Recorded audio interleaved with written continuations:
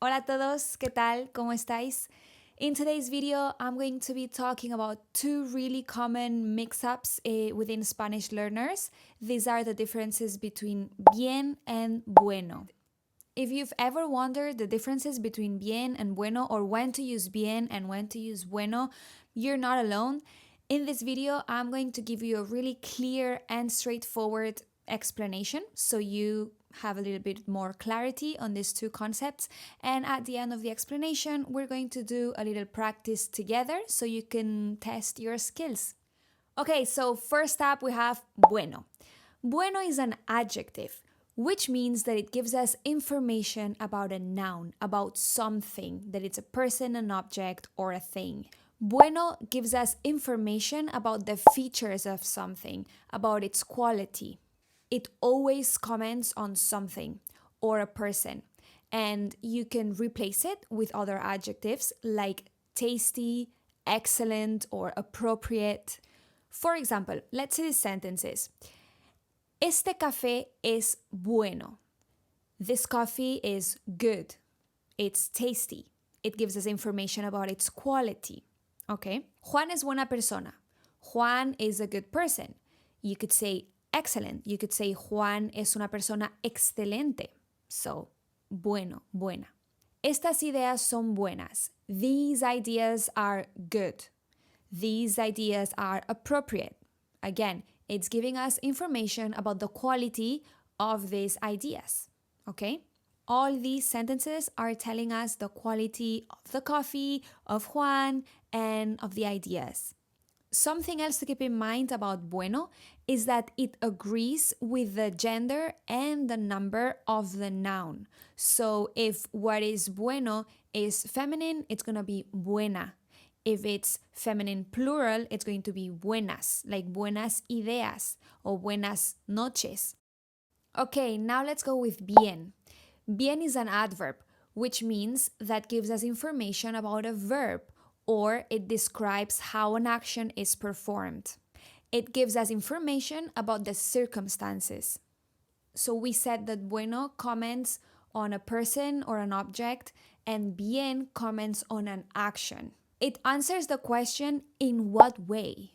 And you can remember it because you can always substitute it or replace it with words that end in mente in Spanish or li in English.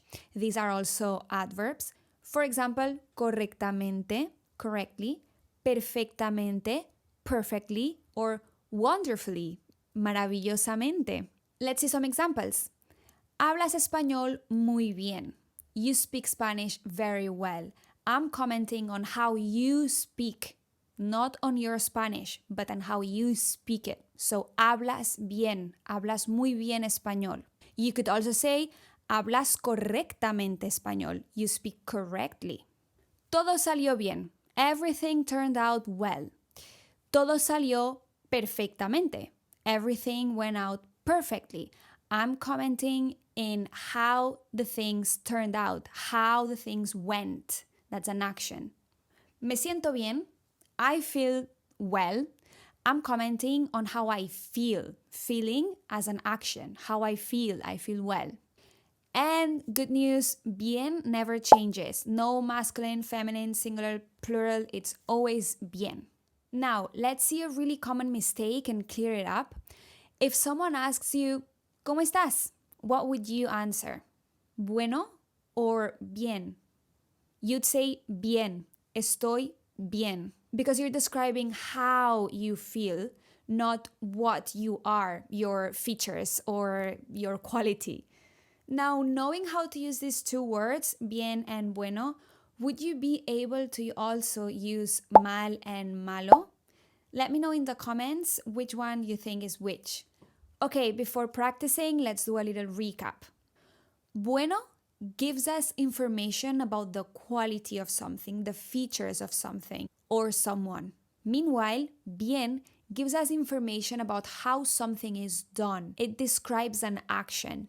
Try to remember this simple rule every time that you're wondering. Okay, now you've got the basics, it's your turn. I'm going to open up a random exercise online to fill in the blanks. I'm going to read the sentence with a blank, then you can pause it, think, is it bien, is it bueno, and then play and hear my answer, and I'll do a little explanation if I feel that I need to. Okay, so I've opened SpanishUnicorn.com. I'm going to be leaving the link below so you can finish the exercises because we're only going to do the first 10, but you have more up until the 30. Well, you have a lot, so you can do them and you can check them and you have something to practice. Okay, let's start with the first 10. ¿Cómo estás? ¿Estás? How are you? Are you? What do you think it is? It's bien, because it's describing how you are. You are well. You are bien. Estás bien. Es muy saber las respuestas. So it is really to know the answers. This one is tricky because we have a verb and we have a noun, but it all works as a concept. Saber las respuestas is a whole thing. It's not that you know the answers and you know them well, then it would be bien. Saber bien las respuestas, to know them well. But we're talking about knowing the answers is good. It's a good thing. So in this case, it would be bueno. Es muy bueno saber las respuestas. If you have questions about this, let me know in the comments and I can go further on this verb plus noun being like a concept, the whole thing. Okay. Esta falda te queda muy. This skirt looks really on you. So, esta falda te queda muy bien. Bien, because te queda is the verb. Te queda means it fits well on you. So we're commenting on how it fits on the action, not on the skirt. Okay. Días. ¿Cómo está hoy? Good day. How are you today? So it would be buenos días. You probably know that one. We're commenting on the days, the quality of the day. Good day. Okay. Mis abuelos se sienten muy ahora. My grandparents feel really now.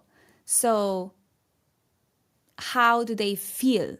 A feeling, an action. Se sienten muy bien. Este café es un café. This coffee is a coffee. So, again, we're commenting on the coffee, so es un buen café.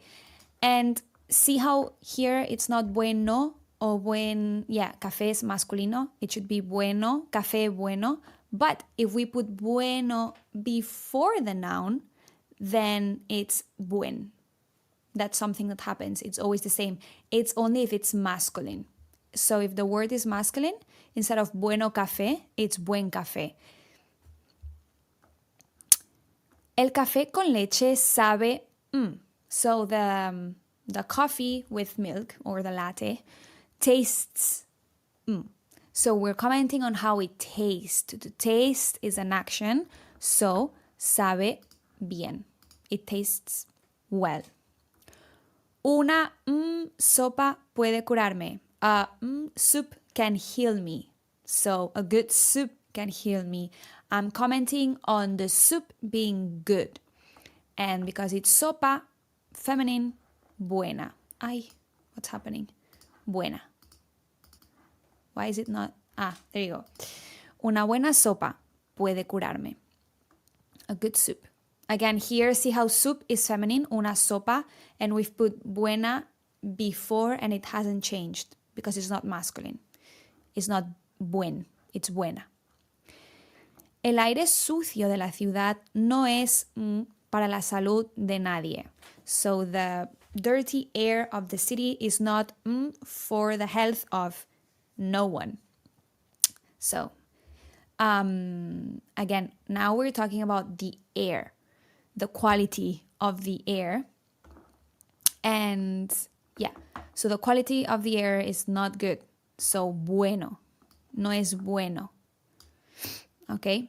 En la playa generalmente hace tiempo. Buen tiempo. We only have one left. There you go. En la playa generalmente hace buen tiempo. We're commenting on the weather. So, sorry, in the beach, usually there's good weather. We're commenting on the weather and el tiempo, so it's buen. Again, tiempo is masculine. If we want to put bueno before the noun, then we just take the O off. Buen tiempo. Let's verify. Okay, 10 out of 10. Good. Again, if you want to continue, there are a lot here. And good thing about this is that you can verify them after you finish. So if you have any questions on any example that I put here or any other that you think of, let me know, okay? And I'll reply to the comments. Okay, how did it go? Let me know in the comments if you had them all right or if you have any questions and if this is working for you. Okay, so one more thing before leaving. If you want a quick lesson into your inbox every 2 weeks, join my newsletter with the link in the description or check out my blog for more lessons. And if this video helped, if you found it useful, then share it, like it, and subscribe for more tricks and tips on the Spanish language. Nos vemos en el próximo video. Chao!